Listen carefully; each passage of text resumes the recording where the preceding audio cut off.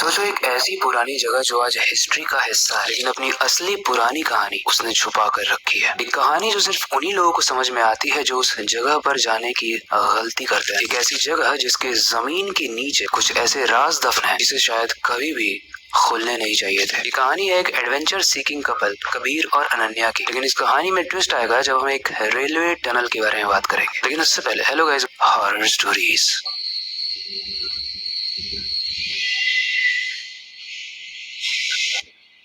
Guys, इस कहानी के कपल कबीर और अनन्या को पुराने एबंडेंट जगहों को एक्सप्लोर करने का बहुत शौक था। मतलब ऐसी जगह है जहाँ पर यूजुअली कोई जाता नहीं है बिकॉज वो बहुत पुरानी है, डरावनी दिखती है, उनकी कोई बैक स्टोरी है।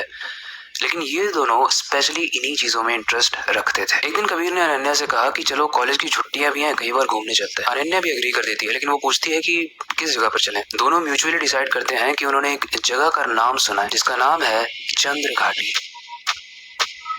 उस जगह पर एक पुराना रेलवे टनल था और वहाँ के लोकल्स कहते थे कि उस जगह पर एक बहुत ही भयानक हादसा हुआ था। ट्रेन एक्सीडेंट हुआ था जिसके बाद कोई भी वहाँ पर नहीं जाता था। तब से वहाँ जो भी जाता है उसका वापस आना मुश्किल हो जाता है। अब कबीर बहुत एक्साइटेड हो गया। उसने सोचा ये एक परफेक्ट एडवेंचर होगा। अनन्या शुरू में थोड़ी हिचकिचा रही थी क्योंकि इसने इस जगह के बारे में कभी ना कभी सुना था, लेकिन इवेंचुअली वो मान जाती है और दोनों चल पड़ते हैं। चंद्र घाटी पहुंचते ही उन्होंने देखा कि इस रेलवे टनल के आसपास सब कुछ बंजर था। टूटी हुई ब्रिज, बंद पड़ी गाड़ियां। और रास्ते में जब उस टनल के पास जा रहे थे तो एक लोकल पान वाले ने उन्हें वार्न भी किया था। ये टनल बहुत पुरानी है और इसमें हादसा भी हुआ है, पर दिक्कत वो नहीं है। दिक्कत वो है कि जो भी इस टनल में जाता है उसका दिमाग पूरे तरीके से बदल जाता है। लोग मानते हैं कि अंदर कोई शक्ति है जो लोगों को पागल कर देती है, इसलिए मत जाओ। लेकिन कबीर और अनन्या ने ऑब्वियसली इस बात को नजरअंदाज किया, हर स्टोरी के बेवकूफ हीरो की तरह। टनल के एंट्री पॉइंट पे वो जैसे ही पहुंचते हैं वो देखते हैं कि टनल के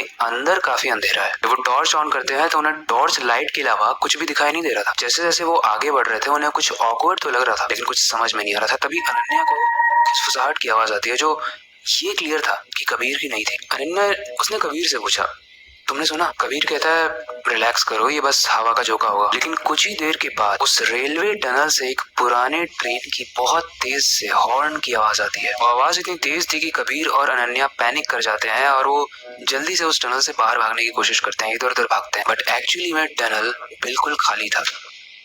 थोड़ी देर बाद वो आवाज आना बंद हो जाती है और वो लोग टनल को और ज्यादा एक्सप्लोर करने के लिए उसके अंदर जाते हैं। और यहाँ पर कुछ ट्विस्ट आता है क्योंकि उन्हें कुछ सिंबल्स दिखते हैं, जैसे पेंटाग्राम्स, खून लगे हुए स्टेन्स, और एक नाम उन्हें बार बार हर जगह पूरे टनल पर दिख रहा था, कहीं कहीं दूर पे, अज़ार। कबीर ने क्यूरियोसिटी में अपने कैमरे से उन सिंबल्स का फोटो लेना चाहा, लेकिन जैसे ही उसने फोटो खींची उसके फ्लैश के ऑन होते ही उनके सामने एक अजीब सा शेडो दिखा। वो शेडो वैसे तो इंसान का दिख रहा था लेकिन बिना सर के। अब जहाँ पर शेडो दिख रहा था वहाँ जैसे ही फ्लैशलाइट की गई वहाँ पर कोई नहीं था। धीरे धीरे वो दोनों ही आगे बढ़ते हैं और टनल के काफी दूर जाने के बाद, मिड में जाने के बाद, कबीर को रियलाइज होता है कि अनन्या पीछे छूट गई है। कबीर ने अनन्या अनन्या करके काफी नाम चलाया लेकिन कोई जवाब नहीं मिला। पैनिक में कबीर सोचता है कि वो पीछे तो नहीं गई होगी, वो आगे ही गई होगी, तो वो टनल के और ज्यादा अंदर चला जाता है। आगे एक पॉइंट आता है जहाँ पर उसे अनन्या खड़ी हुई दिखती है। वो सिर्फ सामने देख रही थी बिना हिले डुले। कबीर उसके पास गया, उसने बोला मैं बहुत घबराया हुआ था, और उसका हाथ पकड़ने की कोशिश की, लेकिन जैसे ही कबीर उसका हाथ पकड़ता है वो शेडो में कन्वर्ट हो जाती है और थोड़ी ही देर में वो गायब हो जाती है। तभी कबीर को उस टनल के अंदर एक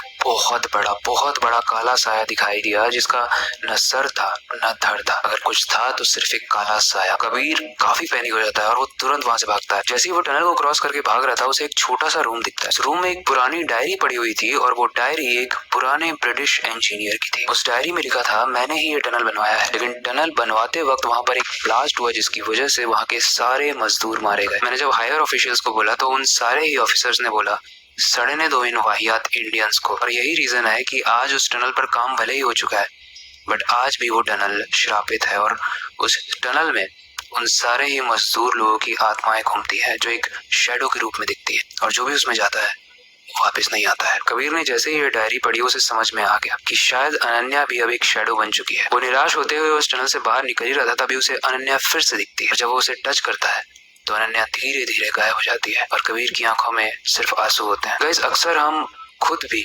और उन लोगों को भी जिनसे हम प्यार करते हैं या उनके साथ रिलेशन में होते हैं या हमारी फैमिली का कोई मेंबर या हमारा दोस्त, उन लोगों को ऐसी जगहों पर ले जाते हैं एक्सप्लोर करने के लिए ताकि हमें एक किक मिले। बट ये स्टोरी हमें यही बताती है कि ऐसी जगहों पर किक नहीं, लाइफ का पूरा पीस मिल जाता है। इसलिए इस स्टोरी के बेसिस पे तो हमें ऐसी जगहों पर जाना ही नहीं चाहिए, स्पेशली अगर हमें स्टोरी पता है ऑलरेडी जिसके लिए वो बदनाम है, तो जाने की क्या जरूरत है भाई। ऐसी स्टोरी सुन लो, सीखो हॉरर शोज में। ये कहानी आपको कैसे लगी, इससे रिलेटेड कोई भी फीडबैक है आप कमेंट सेक्शन में बता सकते हो। बाकी वक्त आ चुका है इस वीडियो को एंड करने का और नई वीडियो पर काम शुरू करने का। लेकिन जाने से पहले मैं बस एक ही चीज कहना चाहूंगा, अपनी क्यूरियोसिटी को डाय मत होने देना, नई चीजें सीखते रहना अपने बेड के नीचे और खिड़की के बाहर जरूर देख लेना। मिलते हैं अगली वीडियो में।